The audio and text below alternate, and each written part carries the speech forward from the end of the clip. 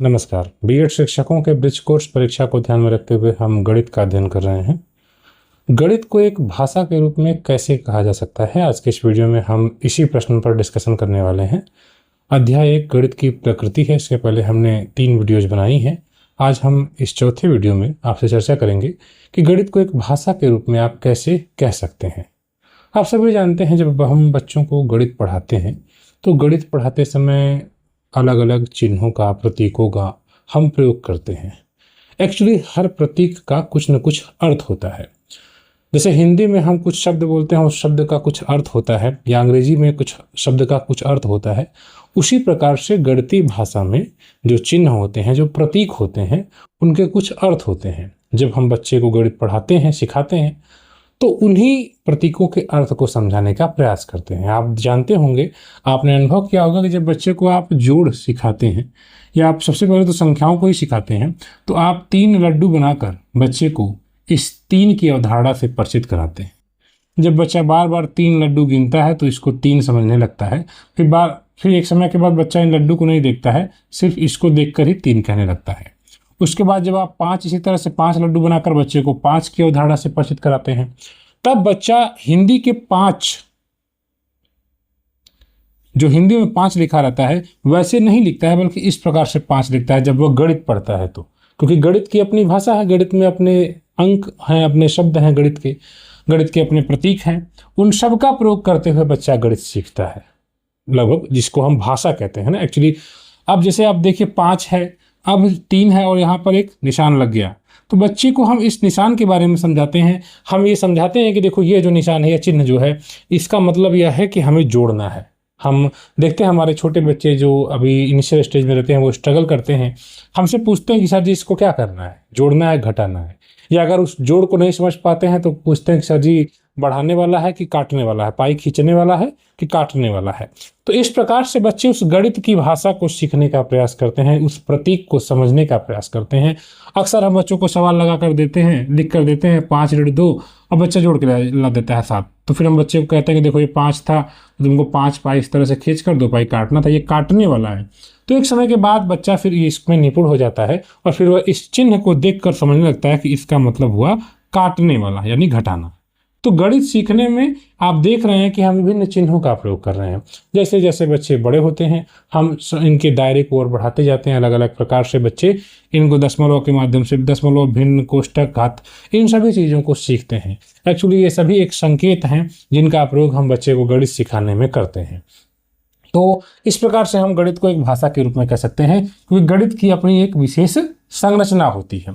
जब हम छोटे थे तो हमें शब्दों में लिखना रहता था और अंकों में लिखना रहता था। तो जब बड़े से शब्द रहते थे और उसको हम अंकों में लिखते थे तो हमको बड़ा आसान लगता था कि ये अंक में लिखना। लिखा रहता था 4,12,368, तो उसको हम जब शब्दों में लिखते थे, अंकों में लिखते थे गणित की भाषा में, तो ये हमें बड़ा आसान लगता था।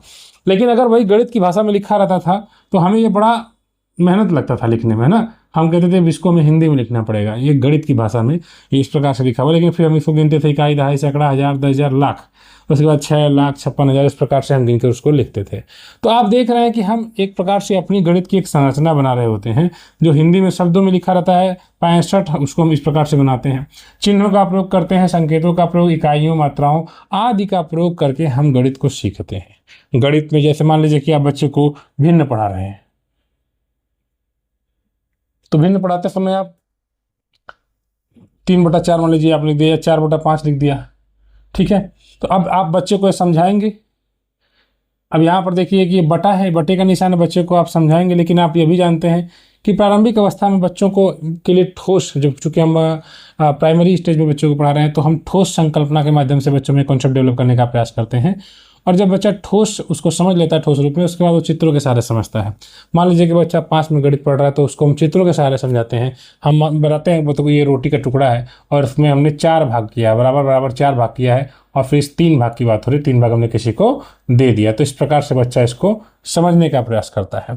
तो यह समझ रहे हैं कि 3/4, यहाँ पर बटे का एक प्रयोग हुआ है। बटे, ये गणित की एक शब्दावली है, ठीक है। यह गणित में ही बटा जैसा शब्द आएगा, या 4 या 5, ये सारी चीज़ें गणित में ही प्रयोग की जाती हैं। और महत्वपूर्ण यह है कि इनके वैल्यूज़ कभी चेंज नहीं होते हैं। यानी 3/5 का मतलब स्पष्ट है, यह 3 को 5 भागों में 3 को 5 भागों में या 3 को 4 भागों में यहाँ पर तोड़ना है, हमें ब्रेक करना है। 4 को यहाँ पर 5 भागों में ब्रेक करना है, तोड़ना, ये स्पष्ट है। तो गणित बिल्कुल स्पष्ट है, उसमें कोई संदेहात्मक स्थिति नहीं होती है, ठीक है। और उसी प्रकार से अमूर्त है। अब जैसे 3/4 दिख तो नहीं रहा है, वो तो बच्चा गणित सीख रहा है तो 1/2 धन 1/3 लिख रहा है, लेकिन क्या 1/2 वह देख रहा है कहीं पर? नहीं, 1/2 दिखाई नहीं देता है। 1/2 आम दिखाई दे सकता है, 1/2 किसी वस्तु का उस भाग को हम कहते हैं कि हाँ ये 1/2 चॉकलेट्स है। अगर एक चॉकलेट को 2 भागों में बांट दिया गया तो 1/2 चॉकलेट है ना। तो इस प्रकार से हम बच्चों को यही सिखाते हैं कि यह स्थिर है, फिक्स, ये फिक्स है, ठीक है, इसकी वैल्यू फिक्स है, अमूर्त है और सामान्यीकृत कर लेता है बच्चा। जब बार बार बच्चा इसको देखता है तो ये समझ जाता है कि 1 को 2 भागों में बांटना है, 1 को 3 भागों में बांटना है, ठीक है, 4 को 5 भागों में बांटना है। इस प्रकार से बच्चा उसको जनरलाइज कर लेता है, सामान्यीकरण गणित का कर देता है, ठीक है। गणितीय चिन्हों का हम प्रयोग करते हैं। देखिए, अब जैसे गणित पढ़ाते हैं जब बच्चों को तो हम इन चिन्हों का प्रयोग करते हैं। प्लस है, माइनस है, मल्टीप्लिकेशन है, डिवीजन है, इक्वल है और छोटे बड़े का मार्क्स रहता है। इन सब के माध्यम से ही बच्चे जो है, जो गणितीय संकल्पना है, जो गणित के सवाल है, उनको बेहतर तरीके से, गणित की जो भाषा एक प्रकार से कही जाए, इसमें हम इसको प्रयोग करते हैं।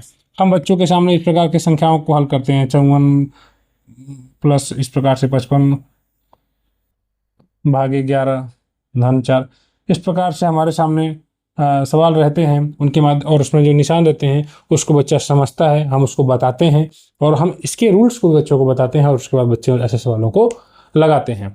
तो हम देखते हैं कि ये जो इसके माध्यम से जो जटिल समस्याएं होती हैं उनको हम आसानी से हल कर देते हैं। जैसे मान लीजिए लिखना है कि 200 400 से छोटा है, तो इसको हम बहुत आसानी से इस चिन्ह के साथ लिख सकते हैं। 200 400 से छोटा है, हो गया, कितनी आसानी से हमने इसको बोल दिया।